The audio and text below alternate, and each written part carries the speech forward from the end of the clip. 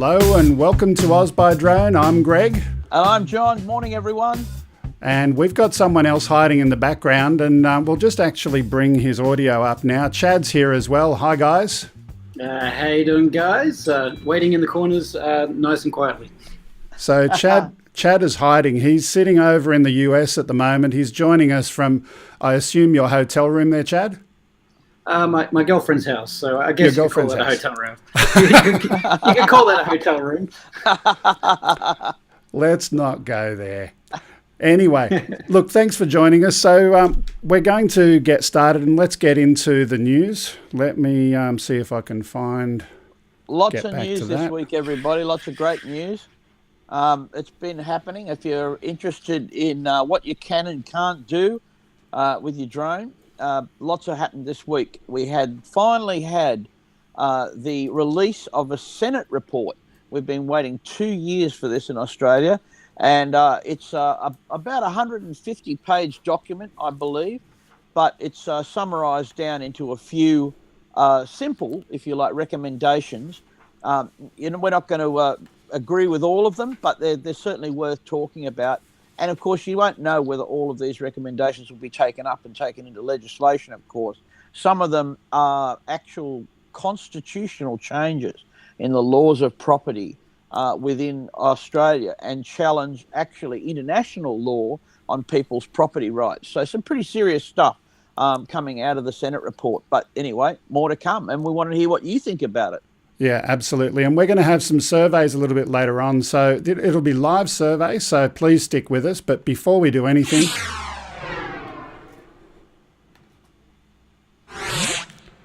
we will get into the news. And just a reminder that, as always, our news comes from the website listed below there, dji.retroroms.info/news. Thanks to our contributors for that. The first story we're going to have a look at today, everyone's heard of the Bugs drone. Now, this is not a story about the Bugs drone, but it's rather a story about an insect model drone. So people who've built a drone based on the thinking of how do insects stay in the air. So let's have a look at that video.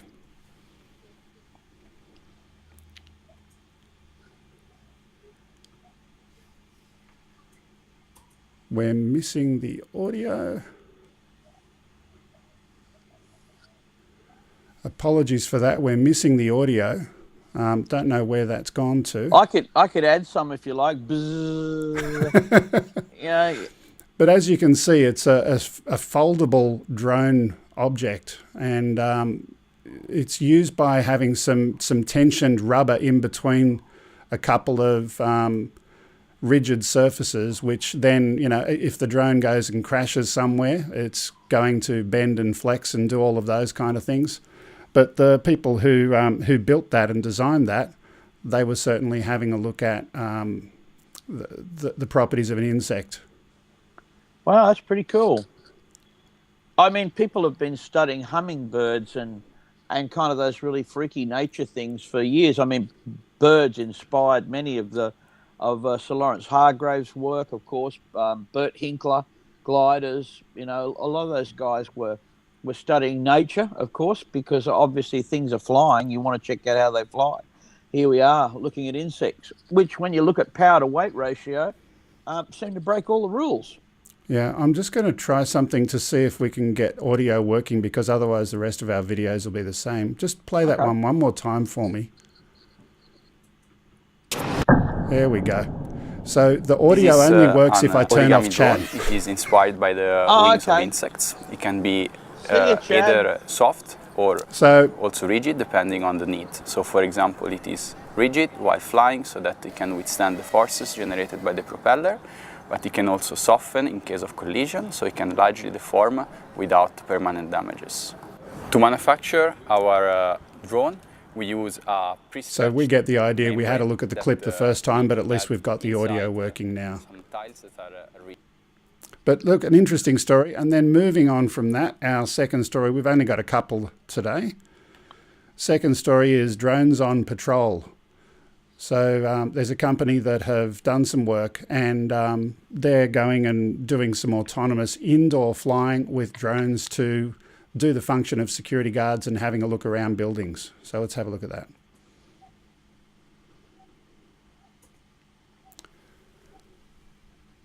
Now, the interesting and notable thing here, this one doesn't have any audio, so it's not your fault, Chad. But this one is called an AVANSIG drone, and it can execute its own indoor patrols, take advantage of SkySense charging station when it's low on power. Now, I think they deliberately turned off the audio because I don't know about you, but the sound of a drone in an office at night or the daytime, obviously they're not going to do security patrols during the day, but nonetheless an interesting product to have a look at. And one of the things you're going to see in the future, which will be, it's the various ways of not having GPS. So I looked at a couple of technologies for managing warehouses. So when you're doing stock taking and you've got these massive warehouses where you've got things piled up, 10 meters into the air, and you've got a stamp on it, rather than dragging a ladder around and sending someone up, you can use the aircraft to just fly there. So interesting ways of doing that. Even a simple VPS, a visual positioning system, will follow a red line on the floor without too much drama. Doesn't have much in the way of altitude referencing. But, of course, many systems now include, if you like, having reflectors and lasers inside the building that can position, the aircraft can position itself without GPS and using those sort of things. A couple of videos on that which are really interesting. But very, very precise navigation is possible indoors. And in the long term, when you've got the right setup, of course, it's going to be great to have that. Oh, that's what I love about the Tello. It's got a very basic VPS that works pretty well. But you're going to see more sophisticated stuff with that coming in the future. Absolutely. And our next topic, moving from that, so busted. So this is the use of drones to film and photograph and document some illegal tobacco crops in Katherine. So an Australian location. Let's have a look at that. You can't grow tobacco? Without permits and licenses. And look, you know what? Ultimately, they're not paying tax. That's the only thing the government cares about. That's what I was going to say. That's all it is, isn't it? Yeah. You can't make anything that we want to tax. Yeah.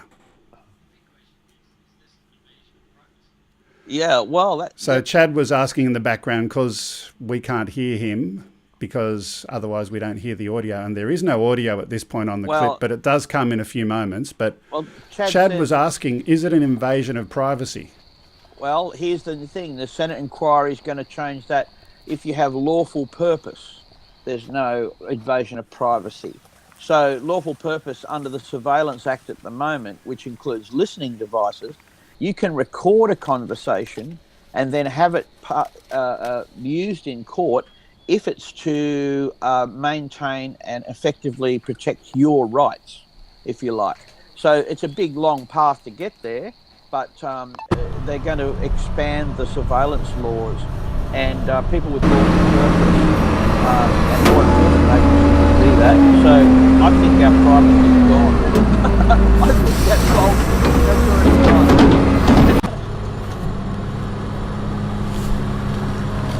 Yeah, that's right. Pretty much. Okay.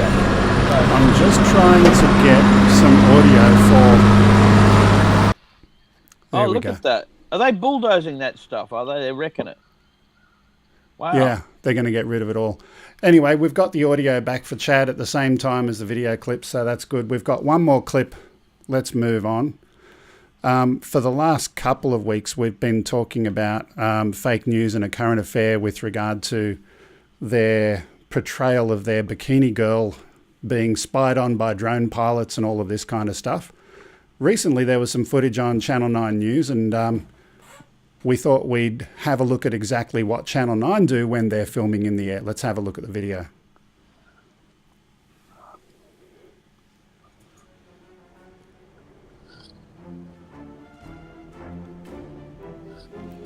So this is John Ibrahim in his house being filmed. Now, granted, he's not your average bikini girl in the backyard, but as you can see, they're filming into his bedroom, into his lounge room, and so on. Yep. Now, when does privacy and being a peeping Tom end if Channel 9 on one hand criticise, drone pilots supposedly for being peeping Toms, which is far from the truth, and then themselves they go and start filming in someone's home, in their windows and doors and so forth. Well, you make a good point. I mean, you look at that video, you can't argue, and I wonder, they've got a zoom camera there, so we might not get to catch them on the 30-metre rule. That's definitely a zoom camera that you're using. So, provided they fly, and this makes the point, provided they fly under the rules, with the rules, that wasn't flown with a consumer-grade drone. It was either from a chopper or it was from a industrial drone or maybe an Inspire with a zoom camera or something that you're going to need to have a license for. So they've been filming out of helicopters for years, and into that sort of situation. There's no different. It's just another aircraft. So, there's, I suppose, by what you do with the images, makes it a breach of privacy. And there you go. There's no question there. They're broadcasting them. At the end of the day, like you said, we've been able to do this kind of thing for well over a century, more than a century in various ways. It's just that now we've had this whole stigma of drone has made people worried about it. Just like people have been able to take pictures of you with a camera for a very long time, and when these smaller digital cameras came in, all of a sudden people became worried about it. Thanks to the media, who are doing their best to try and make it all look scary, but the media themselves are the ones that are breaking these very rules that they're telling everyone to be worried about, which is kind of laughable. That's right on. Exactly. Yep. Anyway, look, let's move on from there. And Chad, we did bring you in early, but thank you for being here as our guest today. That's okay. I asked you specifically to come in today because we're going to be reviewing the Senate Enquiry report today. And I thought I'd do this in an interesting way. So we've got you and we've got John. And I thought, let's go and have a look. There's 10 recommendations. And if we try and whip through them really quickly, maybe 2 minutes on each one of them, and I'll get you, Chad, to speak in favour and what are the arguments to support what it is that CASA is trying to do. And then we'll get you to John to speak against it. And while that's happening, we're going to have something up on the screen. So what you can see on the screen now is a poll, and we're going to ask you, the people watching the show today, to go to the link. So pollev.com/Greg Kuhnert 995, and your votes can be registered there, and it'll automatically update on the screen. Like a worm. Yeah, like the worm. So we're kind of doing a Channel 9 thing and having... No. So there's the first recommendation. So Chad, you're supporting this one. So tell me, why is this a good idea? So the recommendation is we should the CASA should draw on the growing body of international research and collision testing on remotely piloted aircraft systems below 2 kilos to immediately reform Part 101 of the CASA regulations. Well, I mean, if you want to look at the positive side, the whole, when we're talking about dangers in terms of in the air, it's all sort of mid-air collisions and impacts with people and property and vehicles. So any time that you can stop that from happening is going to be a good thing. I'm trying to be positive here. Give me a go. Give me a chance. Okay, so that's the for case, and John, the against case? Well, because the against case here, which I thought was what Chad was actually mentioned then, the for case, seeing we've swapped roles really, is that if the evidence now is becoming more and more available to us that the sub 2 kilo area is a very low risk. And the Senate sort of saying, well, which way are they saying? That what they're doing is they're saying to CASA, use the science. Don't act if there's scientists out there and international bodies and scientific organisations are working the science for sub 2 kilo category. Then okay, let's have a look at the 30-metre rule for a start. that's a pretty good argument that you could halve that with sub 2 kilo without any great risk, and it would be a huge difference to the way we operate. And I think the sophistication of the aerodromes, non-collision, it's hard to fly into. The better that technology gets, it's going to be harder to fly into someone these days. But having said that, my point is not to actually go too much into the rules, but to say I agree that the Senate there, that they should use all available science when it comes to working out the kinetic energy in aircraft below sub 2 kilo aircraft, and use that to deregulate and open access to those aircraft category. Aircraft category. I guess I'm going to struggle to be ultra positive along the whole time here, so you probably get me jumping in at the end here at these things. But isn't CASA the ones that deemed that the under 2 kilo class was in that area because it's about the same energy as a cricket ball, and a cricket ball is safe in sort of things? But now they're saying that it's not. I don't get it. Is it or isn't it? But like has already been said, the statistics have shown overwhelmingly that it's not an issue in this area. And it all comes down to the amount of energy in something when you hit, when there's an impact and so forth. Correct. And we're in the area where, I mean, anything can happen, worst case scenario, but we're in an area when you're looking at risk management and so forth, the likelihood is so low that, I mean, well, let's look at collision avoidance for feathers. Why not? Oh, because they're not going to hurt anyone. Well, there you go. Yeah, exactly. Look, I'm looking at the worm here, and we're seeing a mix of undecided and disagree. Most agree that CASA should, and I suppose I've reworded it a little bit, so I've got to be careful. Use the science. You know what I mean? Yeah. Always don't regulate. I mean, you know, there's all sorts of reasons why we make speed limits on roads and we make these rules, but a lot of it, you know, we've learned, especially in aviation, that you start with the science and look at the actual data. We've been flying long enough now, and there's been enough testing to around the world that we have to look at it and we have to use it. So I think we can all overwhelming agree there, which is great. Let's let them give them that first one. And you never stop trying to learn, and I think the important thing to read in that is that recommendation could go both ways, to regulate more or to regulate less. Absolutely. So yes, definitely a good idea. Learn more, get more statistics, and learn from it. But when you learn from it, act in the direction that those statistics and the data is telling you to go, whichever way that is. I think you're right, Chad. I think if the evidence was there that it was more dangerous than we thought, and that the excluded category had to be closed, then that's fair enough. But that's going both ways, and I think that you make that point well, Chad. Okay, so we've got our second question up now.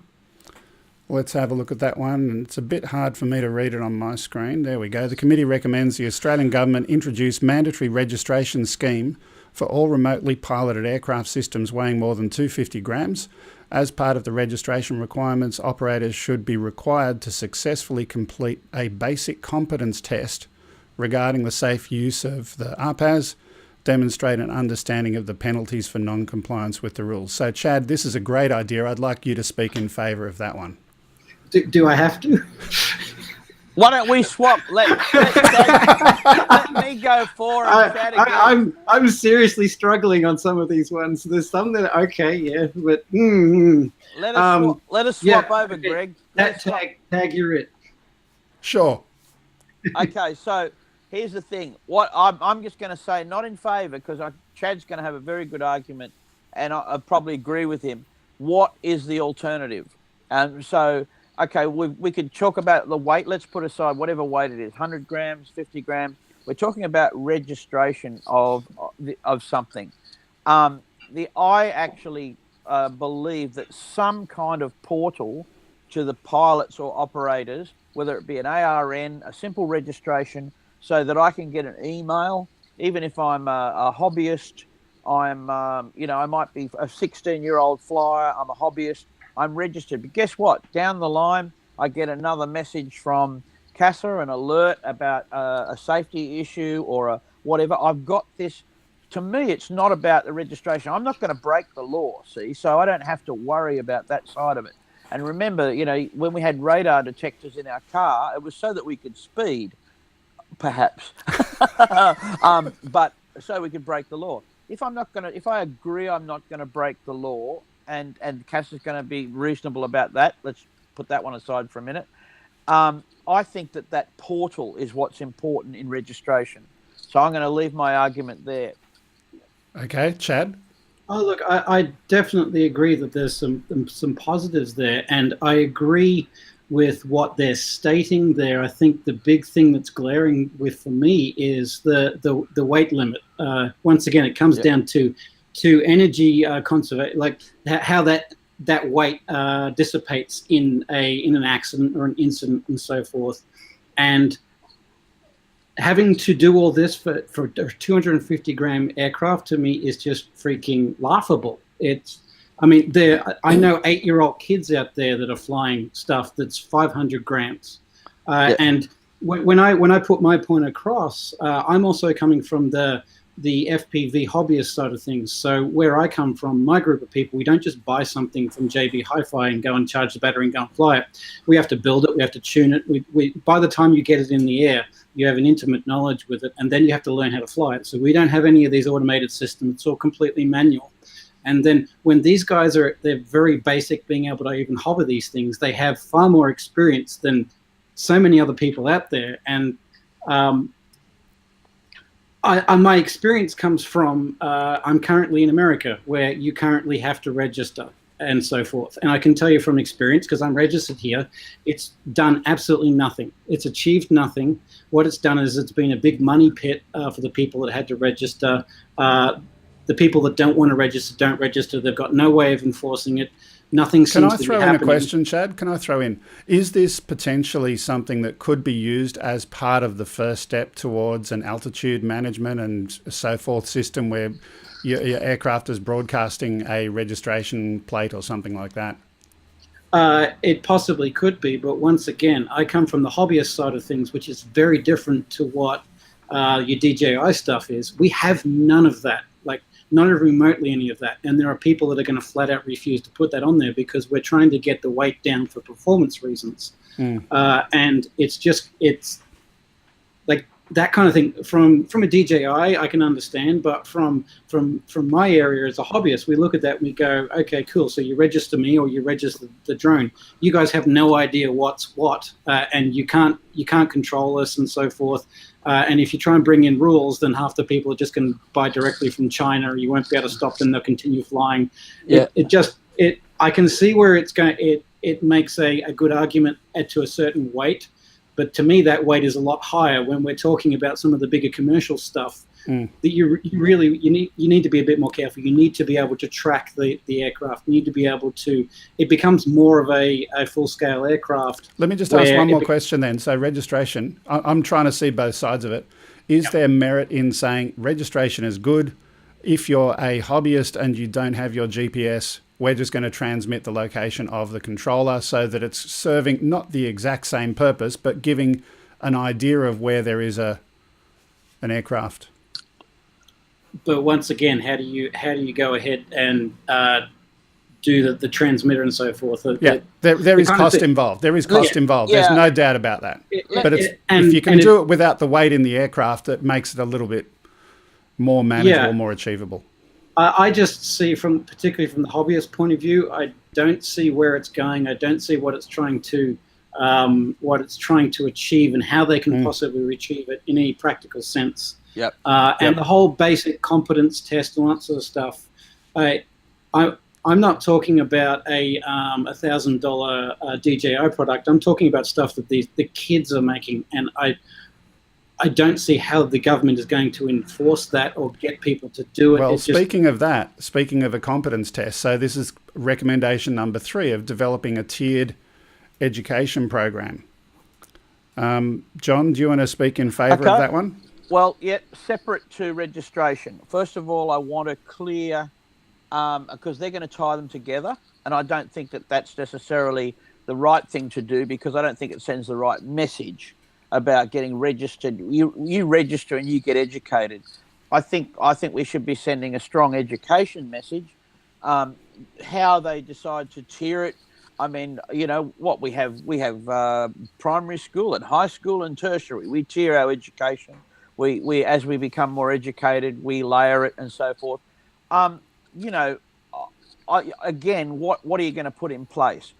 If you look at the technology that we're going to see in the next 5 to 10 years of a UTM or unmanned aerial vehicle traffic management, the satellites that are going to track C2 link or Wi-Fi and with ground-based augmentation is going to sense everything. So what it'll do is, if a static Wi-Fi signal is not a threat, a moving Wi-Fi or transmission on any band or an object moving any band could be tracked, by its transmission signal. Doesn't matter what it is, and all of a sudden it might classify it as a non-threat, blah blah blah, and put it away. We're going to have this incredible, if you like, system come in for UTM. Now, at the moment, that you're talking about education, basic education, don't hurt anybody with it, really, is where we're at. And you know what? My point, and it's taken me a while to make it, I'm sorry, no matter how far we go in technology, and in 50 years' time when we've got satellite-based tracking systems, all these amazing things, guess what? There's going to be a rule in there that says you shouldn't fly too close to someone with your aeroplane. You know, that's going to be, and I don't know how many times you have to say it, but I feel that the message is there already loud and clear. I don't think we need to lock the aeroplanes down to do it. I mean, we know that. If you don't know I think the message is there, and certainly the responses in the poll, it was 50-50 a moment ago. We've only got 7 responses, so anyone else there, please do respond. Do you think education as a compulsory thing to unlock capabilities or upon completion? And I know, John, you spoke to your version, but we're looking at the Senate version here. Tiers of proposed are you've got to do a course before you can buy a quad. And then tier number 2, you've got to do another set of education before you can use it recreationally.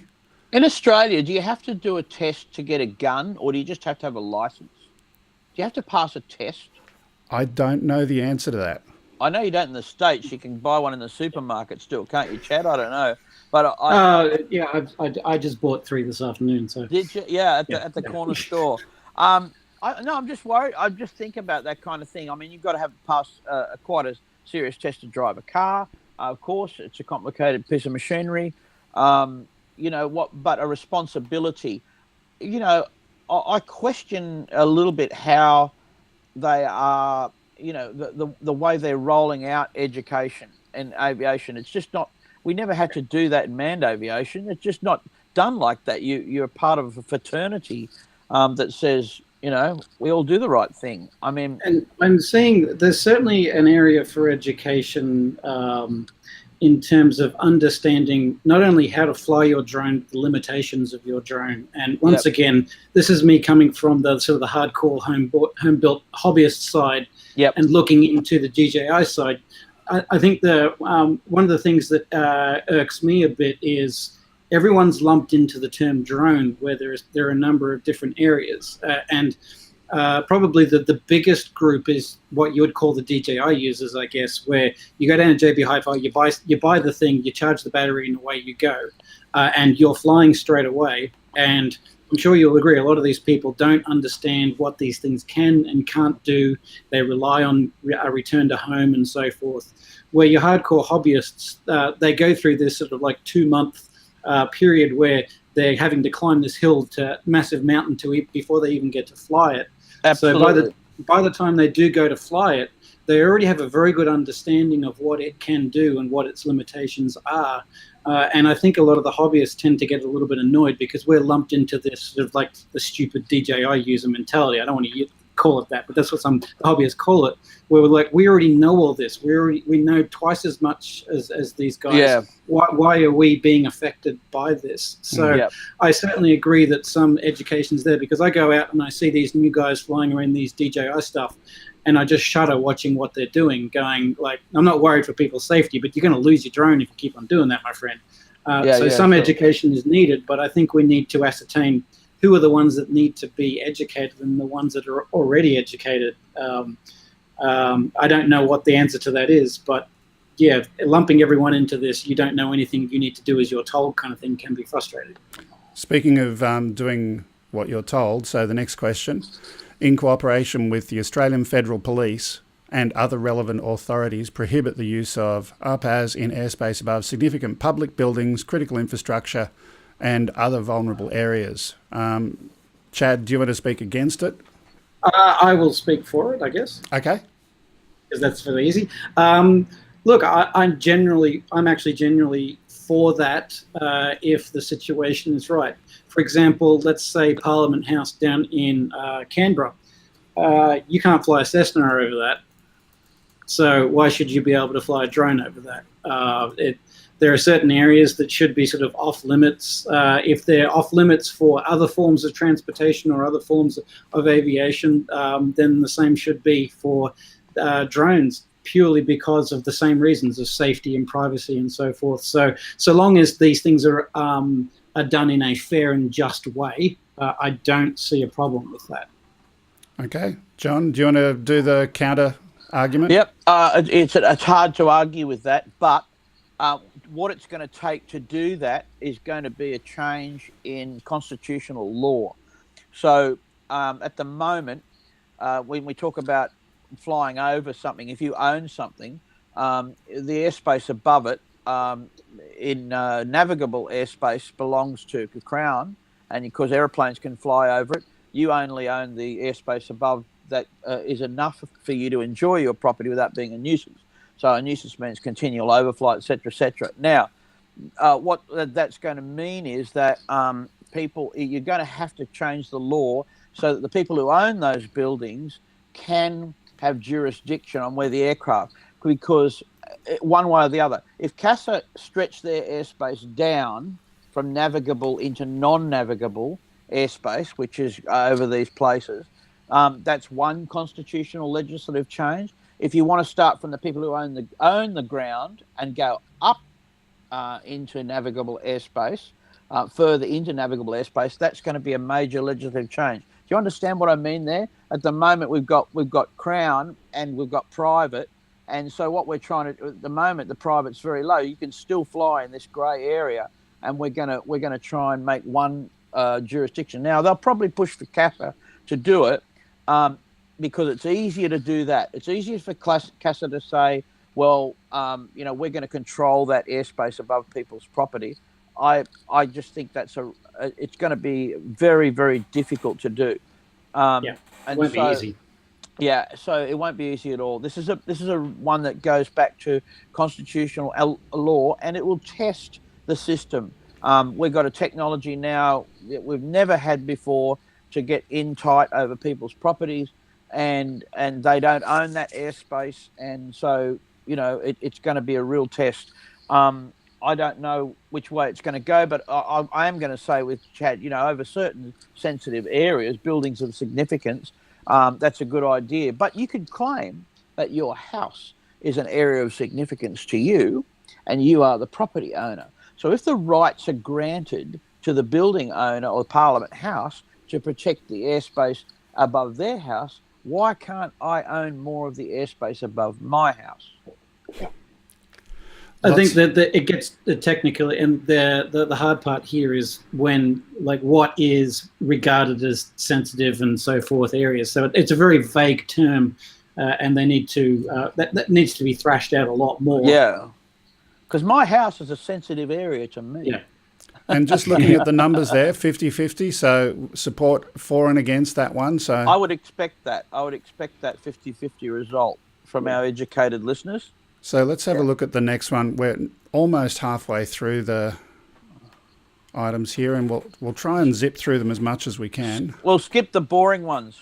What's this one? The committee that work with manufacturers, implementation of technical restrictions on altitude and distance for off-the-shelf RPAS. Let them go for it, I say. We'll rip that out of it in no time. Oh. So Chad, I'll let you go first. Go, Chad. Okay, well, I'm going to try my best to be to do the positive side of this. Look, if there's any sort of I guess that's a more advanced form of geofencing of what we're already doing. that will essentially mean that you just physically won't be able to get into those areas that are considered a concerning area, like airports and said areas that are considered to be an issue for the government and so forth. So I mean, if you can't get in there, then you can't do damage, so to speak. So there's certainly some positive to that. Yeah, I don't think that's what it is. We're talking about technical altitude and distance limits. Okay. Yeah. Sorry. No, I completely read that wrong. Okay. I'm trying. Well, certainly altitude.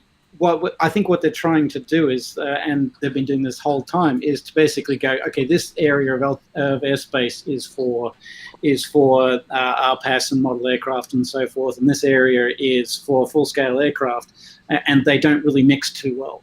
So if there's no reason for the RPAS to go into that area, then a bit of altitude limitation is going to be good to make that a little bit safer, and so to speak. Distance, I don't know. I'm struggling here. You've given me the hardest job. I know. Yeah, you're giving him the hard one, Greg. You're giving me the hard one. I'm really trying to play ball here. Yeah, asking Chad to agree with the government. You know what I mean? It's like trying to pull. It's just not possible. So, John, your turn. Yeah. Well, that's kind of easy. I mean, my concern at the moment is that this will foster all sorts of jailbreaking because people just don't like. Oh, absolutely. Oh, yeah. I can hear that sarcasm. Yep. And again, so while we're spending our resources on locking airplanes down and pouring technology into limiting airplanes off the shelf, why don't we spend the time educating people? You know, you're not going to stop people from doing something that they want to do. They will find a way around it. All you can do is give them the information to make the required decision. And those people who decide that they don't agree with that, if it's against the law, they will get caught eventually. Yep. Can I just suggest carrot and stick? We talked about registration before. Just imagine if there was a system where you could apply for, I want to do X, and you press the button and your registration, it's linked to you, you're doing something, and all of a sudden those technical restrictions can be replaced if you've got a justified case that's been sent in the app. Well, we have that at the moment in sorts, you know. I just read. Yeah, but I don't. Yeah, we do, but that's through a manufacturer, and that's wrong. It needs to be through the regulator or whoever they're going to delegate to look at that. That's never going to happen because get this about the regulator. Although the regulator's working with the manufacturers on it, they say they're expecting. Hopefully, they're expecting. They put the rules down and everyone flies to the rules. If you don't fly the rules, then you get a fine or you lose your privileges as a pilot. And that to them is the simple way to work. Limiting. The problem is that when the regulator starts working with and policing restrictions in the aircraft, we're going to have the situation where one day the aircraft was either geo-fenced in some way and couldn't save someone's life. It was geo-fenced in a way that caused a hazard. The geo-fencing technology itself caused a problem, a safety issue of some kind. And it's not. If you look at it closely, you can see examples where that might happen, depending on where it goes. The regulator can't have anything to do with that. They just won't do it. It's too risky. Yeah. I personally don't want to get into an aircraft that won't let me fly where I want to fly, a full-scale aircraft. So the same thing happens with the drones. I mean, like the perfect example is like your Airbus-style aircraft where they will limit you to do certain things and it won't let you go past a certain roll rate. So if you continue rolling it, it sends out a warning and goes, no, you don't want to go past that. If you continue trying to roll it, goes, okay, no worries, your aircraft, have fun, turns everything off and goes, that's Airbus. If it ain't a Boeing, I ain't going. So we've got through half of the questions. What I'm going to propose, so next week we've got still to lock it in, but Greg Tyrrell from AAUS. Yeah, great. It'd be good to have Greg come along, and maybe we'll get through the second half of the questions with Greg being the devil's advocate. And Greg, perhaps in our comments on our site, we could post up a link to the report if it's not already there. And it is absolutely there. So if you have a look at the description for this video, there's a link in there, so you can have a look at the parliamentary report and have a look at all of the details.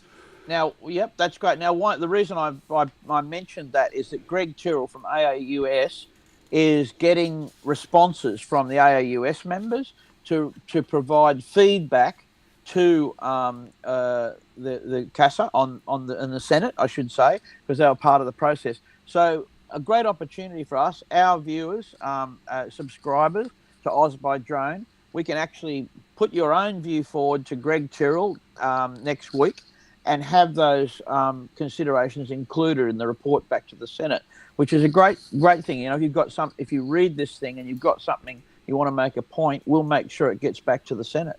Absolutely. So, look, we'll leave the discussion on that there. There's one more thing that we did want to quickly cover, which is the advisory circular update. So, John, do you want to just explain for those who may not have heard it, what is an advisory circular? Okay, so an advisory circular, interesting. So we have legislation, Part 101, which is the regulations in law about surrounding remotely piloted aircraft systems or unmanned aerial vehicles. What CASA do is they release a circular that says, okay, under the current legislations, we can allow and clarify this is okay. So sometimes when an AC, we get something that is a little bit outside of the law, but CASA, by doing the circular, is saying, look, you can do this. We won't nab you for it. You're not in trouble for it, but this is something you can do. And so we operate under the ACs. They're more flexible. And we have separate ACs for operators, and we have ACs for excluded category. What's that mean quickly? For commercial operators, they're getting ACs all the time that are related to what they're doing, night flying and more things that you can do. Excluded operators and recreational users, which is most of us, are getting ACs now which clarify things like around flying around non-controlled airports. So the only thing I want to say about that is not a lot of rule changes. The one that's maintained in there, which is really interesting, about heliports. When you're flying near a heliport, all you need to do really is make yourself aware in the best possible way of any manned helicopter traffic in your area. So obviously if you fly beyond visual line of sight, you're out, that doesn't work, okay? So provided you're flying and you can see the aircraft with your own eyes, you can fly around, these heliports that don't have an instrument approach, and many of the ALAs and many of the authorised landing areas or small airfields and so forth. But line of sight is the key. You can't break that rule. You can't be flying beyond line of sight of the aeroplane and believe that you're able to be aware of keeping separation standards. I'll leave that one there. The AC is worth reading. We'll post it up. You want to grab it and check where that's going as well. But if we have questions about that, there's a lot of stuff in there, and really for the show we'll get bogged down. And we've got better things to talk about. We got all sorts of things. I did want to share just one point myself, and then I'll have some time for Chad to wrap up in a sec.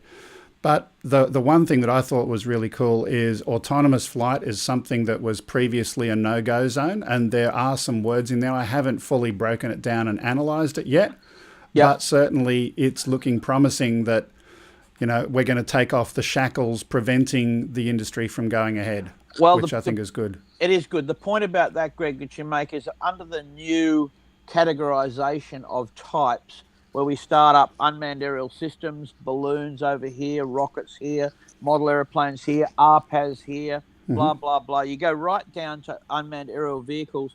And in the section where it's got RPAS, now it has an autonomy box, a separate autonomy box, which we've never seen before. And the truth is that autonomous operations, truly autonomous operations, won't be RPAS. The definition of RPAS is a remotely piloted aircraft system. An autonomous aircraft, by definition, a true autonomous aircraft doesn't have a pilot in the loop.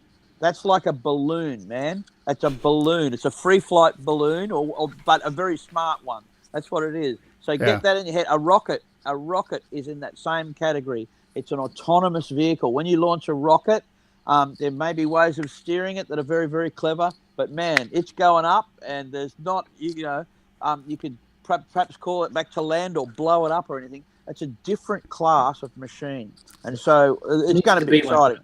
Yeah, but our quads have the capability of being those machines, and so how they work between the two. While ever you've got a pilot, someone watching it, it's a remotely piloted aircraft system, and the autonomous one is going to be exciting. So there's my take as well. And now, Chad. It's a step in the right direction. Anytime that they start allowing things and relaxing things, you've got to give them credit that they're going, okay, we're not just removing stuff. So that they are actually going in the right direction. And autonomous vehicles, whether it be air, land, or sea, are coming, and they're coming thick and fast, and they're getting smarter a lot, to the point that, like, if you believe Elon Musk, in a couple of years, piloted vehicles are going to be a thing of the past within the next 10 or so years. So it's good to see that the regulators are actually starting to think about that, at least, and not just sticking their head in the sand, which a lot of these regulators tend to do for a very long time. So that you got to give them credit there. I mean, people might say, "Oh no, we want more," but a step in the right direction is a step in the right direction. You absolutely. Can't fault them for that. Yeah, absolutely. Okay, look, Chad, is there anything else you wanted to share? Like, why are you in the US? What are you doing there? Are you going to be flying?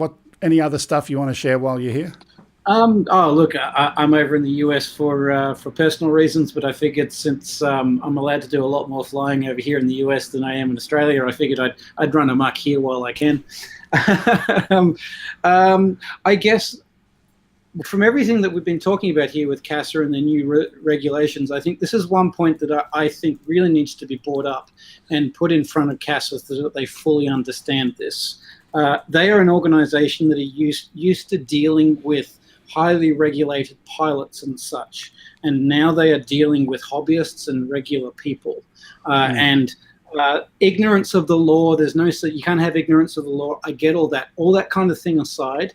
CASA needs to seriously rethink about how they write up rules and show it to the general public, because the general public don't know where to look for Part 101. They don't know where to look on the CASA website for ACs and things like this. And they're not pilots that go out and look at this sort of stuff every single day. They're people that just want to go and fly their toy. And speaking of which, we had a comment in the chat just a moment ago. Someone's asking, when will CASA update their app to reflect reality? And I want to make a quick comment on that. CASA's ability to communicate to the non-professional market, there's a big problem there. Even with that app, which I think was a brilliant idea, but it's a really poor execution. The app right now has got, in my area, it's got a heliport at Sutherland Hospital. My sister happens to work in the nursing department there for 20 or more years, and the heliport was demolished and removed, and they've put a multi-story car park there, and it just doesn't exist. Let me just add, if I've called CASA, they can't fix it. I've called Air Services, they won't fix it. I called the hospital and asked them to write to CASA and let them know. But I don't know if they did or didn't. But the point is, getting the data right to let people and make it easy to fly in an appropriate way. CASA, you've done a pretty poor job so far. Oh, look, I've got people that have, in drone groups I've seen, that have done screenshots of the Can I Fly app there, where they're standing next to Melbourne Airport and it says, yes, you're okay to fly. Yeah. As far as I'm concerned, if drones are as serious an issue as everyone is talking about, then apps like Can I Fly There need to be taken as seriously and done as good as Oz Runways. Now, for those who don't know, Oz Runways is a digital version of what pilots have always used for the paper stuff, where they use that for navigation and safety and NOTAMs and so forth. And anything like that needs to be right 110% of the time, because people's lives depend on that information being right. Now, if drones are as serious as these people are saying, then that needs to be the same for apps like Can I Fly There, which any person who takes any kind of drone flying seriously, every single one of them says, don't use that app. It's completely useless. And I'm sorry, that's a joke. It's not good enough. Yeah, if you're going to do these Senate inquiries and then claim that you're going to fine me and get me into trouble for flying my toy around, then you need to give me the information in a practical sense, and the applications that I use that you give me need to work, and they need to be right 110% of the time. Otherwise, you are part of the problem. Yep. Totally agree. Look, thank you, Chad. Thanks for joining us today. Not a problem. I'll let you get onto the rest of your day. Obviously, it's late over there for you. Yeah. But thanks so much for coming along. That's not a problem. Yeah, Chad. Have me. Okay. Thanks, Chad. And now we're going to move into, and after all of that, I haven't got my buttons ready to push. So we're going to have a quick review of the chat if there's anything interesting there.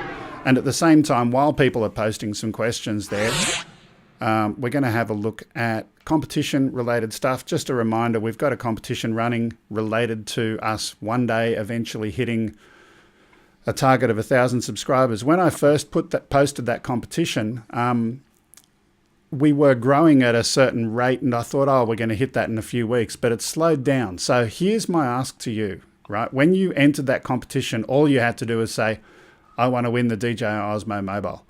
I want you to instead, if you want to get an extra entry, and in fact, every person who says, I recommended Chad Nowak, or whoever it is, whatever name it is of your friend, not necessarily Chad, I recommended this person to come and join the channel, and put that in the chat for that the Osmo Mobile competition. Okay, so if you can do that, we're going to get our subs up, we're going to hit the magic target of 1,000, become a YouTube partner, and do all of those things. We hit 500 this week, didn't we? We did hit 500. In fact, right now, let's see, where are we? Hit 500 at about the middle of the week, I think. It's just interesting because, we're not on in the middle of the week. Yeah, we've got this funky little graphy thing. There it is, 510. So 510, cool. We're growing. That's good. Look, And you explained again, Greg, when you get to 1,000 and you're running a YouTube channel, folks, the reason we push it, not that we, need this magic number for any of our own reasons, but YouTube unlock all sorts of other, if you like, streaming gates for us. We can get better transmission, all of that stuff. Let me just say, this is my personal reason. As you guys know, who've been with us for a while, we got banned by YouTube at one stage, and you can't appeal, you can't contact YouTube, you can't talk to them unless you're a YouTube partner. So I just want to make sure that if anything bad happens again, that we've got a method of communicating back to YouTube. That's my motivation. There you go. Anyway, all right. I knew there was a reason. Yeah. But let's move on to, we've got, I'm trying to decide what time we got. 11:52. I'll move the discussion. Next week we're going to, if we have time, because it might be a packed show as well. Can I make a living as a drone pilot? We'll move that into next week. Okay. Yep. I hope you don't go broke this week. Not knowing that, guys, but actually, Chad is still sitting in the room on the side. Let's just, Chad. I'm curious about your answer to that question. We're going to talk more about the non-acro and that kind of scene, right? Obviously, you've made some money in that scene. Yes. Tell me about that scene. Can you make money? It is possible, but it's not something. There's the possibility for a small group of people that are very dedicated to make a modest living, but it's not a huge market. It's a very niche market. So I'm not going to say no, but a lot of people who would want to do it, I would say you need to be realistic about it. So the more commercial side of things for using your DJI to do take pictures of houses and do news stories and so forth, that's where the real money is. Where the racing side of things is I'm not saying that it's not possible, but the audience that you're catering to is a lot smaller than the general users. So that makes it harder. Yeah. Okay, look, it's interesting to hear that perspective. We'll talk about the DJI side of things next time. And again, thanks for being with us, Chad. No worries. I'm hanging around here. It's interesting to listen to you guys chat.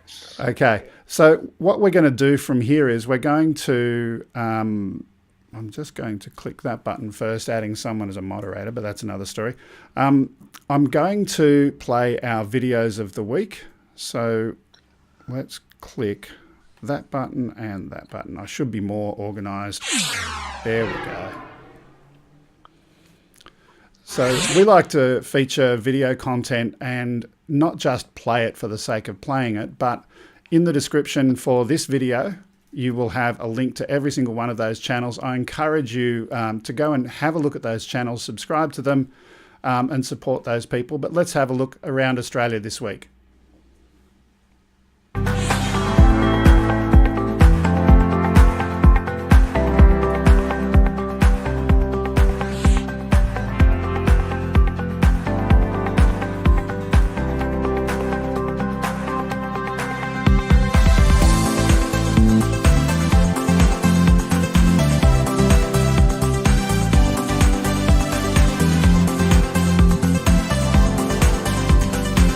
So this first one was drone camera action.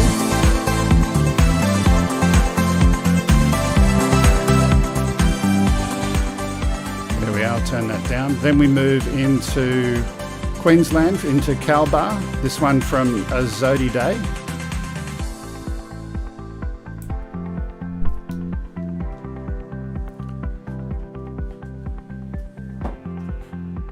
This one's shot on a DJI Spark, so you don't have to have a really expensive drone to do some nice photography.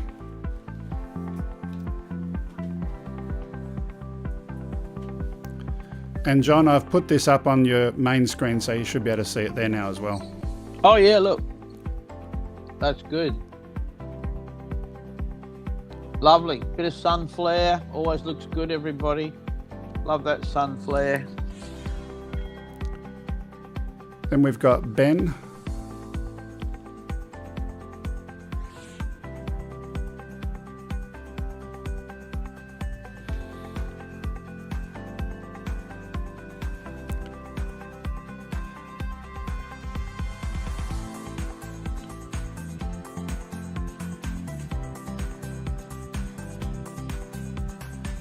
Some beautiful parts of Australia, some beautiful rock formations.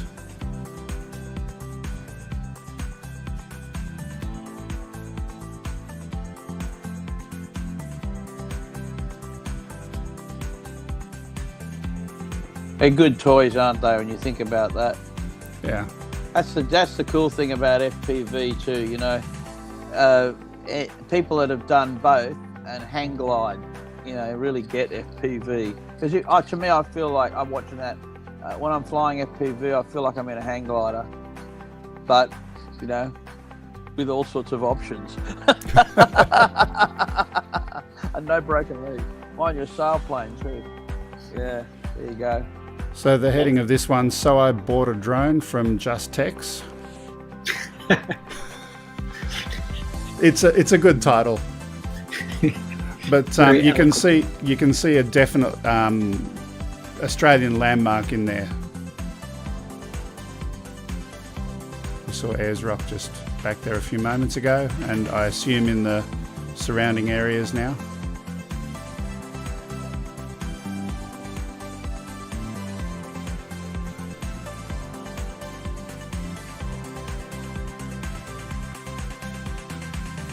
These are our highways, by the way, just letting people know. Our highways in Australia look just like this.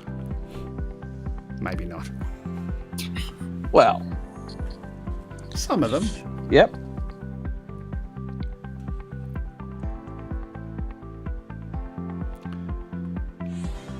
This one is absolutely stunning. Devil's Gate, Tasmania. Yeah. Nice work. Oh, wow. So this one's by Kavasar, and he's actually got 3 videos in this week's feature. He had some great shooting this week. And just to highlight, these videos that we play, this is not from the last 12 months. This is from this week. This is current material each and every week. So the hobby is definitely alive in Australia. Yeah, beautiful.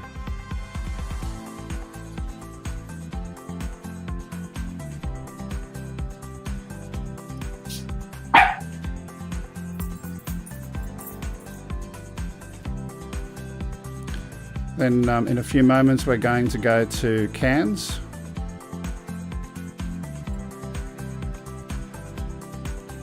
So the next one when we get there is a short one, but they're having a look at some bungee jumping from a drone perspective.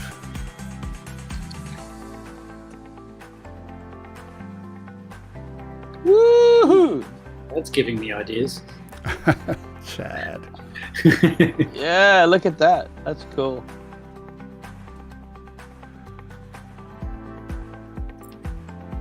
Nice tourism video. There we go. This is you, mate. Perth FPV. This one's by Carlos. Nice and green. But here's the fun bit. We're going to eat some dirt. We're going to... Oh, no. Look at this. There we go. This happened to me once in a park, and the dog just kept following and following. It was classic. Great. I've had people that have offered to pay me money to walk the dog. Exercise the dog. Exercise the dog. Absolutely. Yeah, I had that too one time. Guys said, "Can you get my dog to run?" I was border collie. The dog would chase it for hours. This next one's in Tasmania by Cavasar again. This is the Nuggets in Tasmania.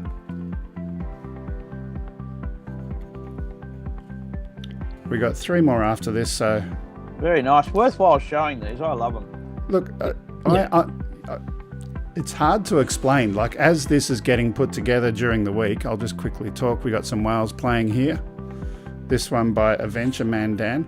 As I watch these during the week as the show's getting put together, you know, I'm really proud of what people are doing in the stuff that's being created here, and it just shows, you know, all of these non-Australians who are watching our channel why they need to come here. Oh yeah, well, that's right. We're doing the tourism thing. It's also showing plenty of Australians, different parts of the country that they didn't know existed. That's pretty much true too. Yeah, exactly. Look, I didn't know about a lot of these places, but this one here is the... Yeah, look at that.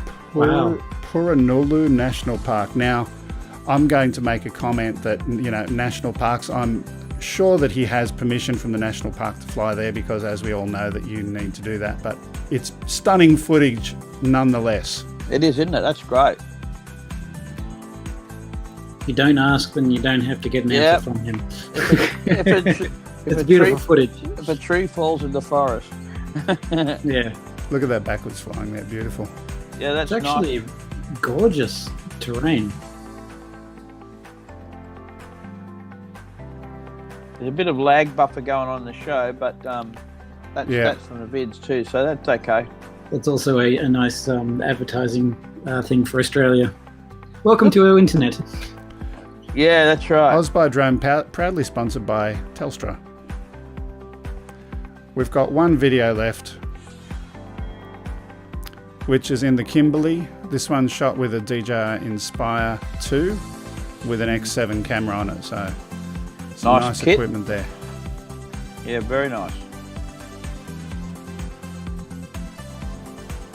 Yeah, inland Australia there's got so many amazing landscape possibilities for drones out in there. It's just never stops. It's gorgeous.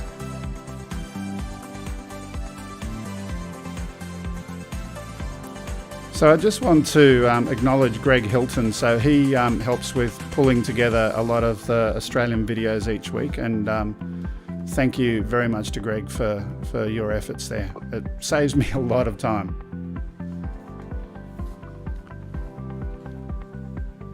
So we're just getting up to the end there. Look, thank you again, Chad, third time around. It's okay. Thanks, John. Thank you, viewers. And we're just finishing up. We'll get the last few seconds of that video. Oh, look at that. Nice work. And I love the boat at the end into the sunset with the fade out. Beautiful. Oh, that's beautiful work, guys. Absolutely. Keep sending those in. And you can catch those if you want to look at them again. Greg, they're obviously playing back the show, but the links are there, guys. And as Greg said, support the people that are shooting those and that's really part of the hobby that I suppose, we don't talk a lot about photography, but we've got all our own interests. Chad loves to go fast and turn left. I'm doing work with it. I mean, but there's a lot of you out there that are probably watching this show that really are into creating great imagery, aerial imagery. And, we salute you. That's fantastic. I can't say, some of the shots and the improvement, real smooth video, smooth flying, great reveals, everything. That's all skill.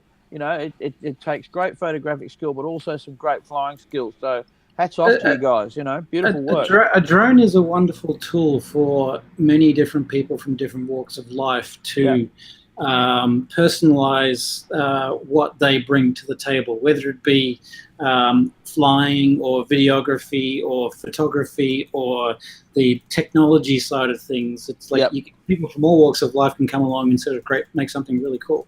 Yeah, agreed. Absolutely.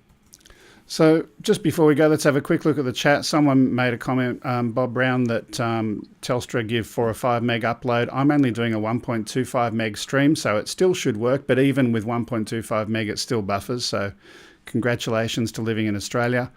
We've got a beautiful country, but our internet sucks. Yeah. Jazz Ariel, I love shooting targets in Texas. Creative names for Telstra back in the day. Yes, there were, weren't there? Big Pond, the slow puddle muddle from Lloyd. Let's have a look. Anything else here? Lots of good comments. Look, we'll leave it there for today. I'll just finish with our regular announcements, which is if you would like to subscribe to the channel, if you're a first-time viewer, please do press the subscribe button and do hit the bell as well. If you don't hit the bell, you won't be notified when we're going live. Second one, please do have a look at our Facebook page and, like that page, subscribe to the page, etc., etc. We're also on Twitter. If you want to follow us, theoretically, YouTube does an automatic announcement to Twitter, so you should be able to see that as well. There's our postal address. Ken Heron, as I've said before, does the candy exchange. You know what would be interesting is just from some of the viewers around, send a postcard. Say hello. I'd love to see something from where you are, so that'd be cool. If you've got anything else you want to send physically, there's the address, 5/127 Princess Highway, Sylvania. And as always, if you've got a video that you would like us to share, upload at gregkuhnert.com. If you send a link to the video, do not send the video because it will not be received. It'll be too big. Just send a link to something on a social video streaming site and we'll pull that down and have a look at that. That's all I've got for this week. It's been fun. Thank you, Chad. Thank you, John. Thanks, everybody. Thanks for joining us. Thanks, Chad. See you next time.